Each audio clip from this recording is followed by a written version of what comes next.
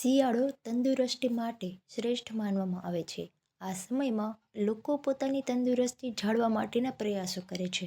ત્યારે પોરબંદરના આયુર્વેદિક ડૉક્ટરે શિયાળામાં શરીરને તંદુરસ્ત રાખવા માટે ખાસ માર્ગદર્શન આપ્યું છે. શિયાળાની ઋતુમાં વહેલી સવારે ઉઠી યોગ અને પ્રાણાયામ કરવામાં આવે તેમજ વોકિંગ કરવું તેમજ તાજા લીલા શાકભાજી ખાવાની સલાહ આપી છે. શિયાળો, ઉનાળો અને ચોમાસું એમ 3 ઋતુમાં સારી તંદુરસ્તી માટે શિયાળો શ્રેષ્ઠ માનવામાં આવે છે. આથી શિયાળાના સમયમાં લોકો સારી તંદુરસ્તી માટે પ્રયાસો કરે છે. શિયાળાના સમયમાં સારી તંદુરસ્તી માટે શું કરવું જોઈએ તે માટે પોરબંદર આયુર્વેદિક હોસ્પિટલના તબીબે ખાસ માર્ગદર્શન આપ્યું છે. શિયાળો છે એ ઠંડીની ઋતુ છે અને ઠંડીની ઋતુમાં સારું સ્વાસ્થ્ય જાળવવાવાળા લોકો પહેલું તો એ છે કે બ્રાહ્મ મુહૂર્તે ઉઠવું. સૌથી વહેલા ઉઠીએ તો વધુ સારું થાય. વહેલા ઉઠવાથી શરીરના ઘણા આપણે સવારના ભાગમાં કસરત કરીએ, યોગ પ્રાણાયામ કરીએ.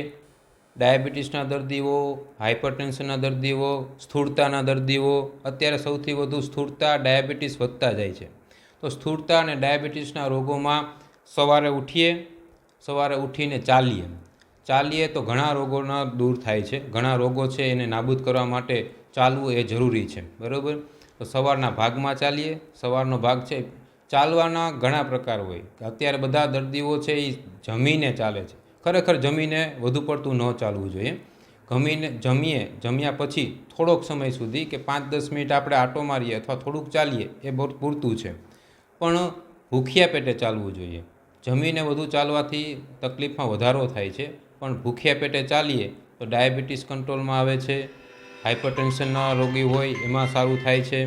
અને અત્યારે શિયાળો છે તો શિયાળામાં બધા પ્રકારના શાકભાજી આવે છે. લીલા શાકભાજી દરેક લઈ શકાય છે. કફ કરે એવા ખોરાક ન લેવા જોઈએ. કેળા છે કે વધુ પડતું દહીં છે, કાચું દૂધ છે, તો એ લેવાથી કફનો રોગ છે. અત્યારે શિયાળો છે એમાં કફના રોગ વધુ થાય છે. એટલે દહીં છે, કાચું દૂધ છે, વધુ પડતી છાશ છે, એ આહારમાં વિરામ આપવો જોઈએ.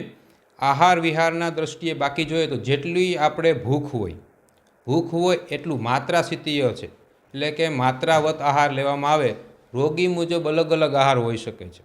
એટલે શરીરને આપણે જેટલી ભૂખ હોય, આપણી કેપેસિટી હોય એના કરતાં થોડોક શરીરનો ભાગ, આમાશયનો ભાગ ખાલી રહે એ પ્રકારે ખોરાક લેવો જોઈએ. વધુ પડતો ખોરાક લેવાથી સારું થતું નથી અને ઓછો ખોરાક લેવાથી પણ સારું થતું નથી. માત્રાવત આહાર લેવામાંથી વધુ પડતું સારું થાય છે.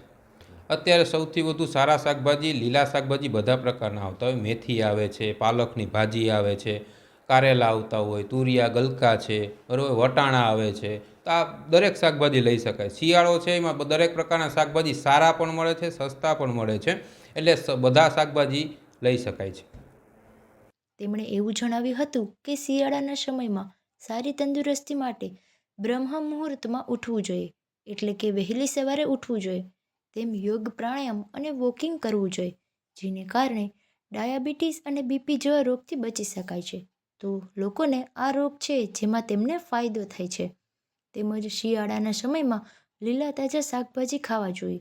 ખાસ કરીને કાચું દૂધ અને દહીં ખાવું જોઈએ નહીં, કારણ કે તેને કારણે કફ થવાની શક્યતા છે. હાલ શિયાળાના સમયમાં ખાસ કરીને શરદી અને ઉધરસના દર્દીઓ વધારે હોય છે. આથી નિયમિત સૂટનો ઉપયોગ કરવો જોઈએ, જેથી કફથી બચી શકાય.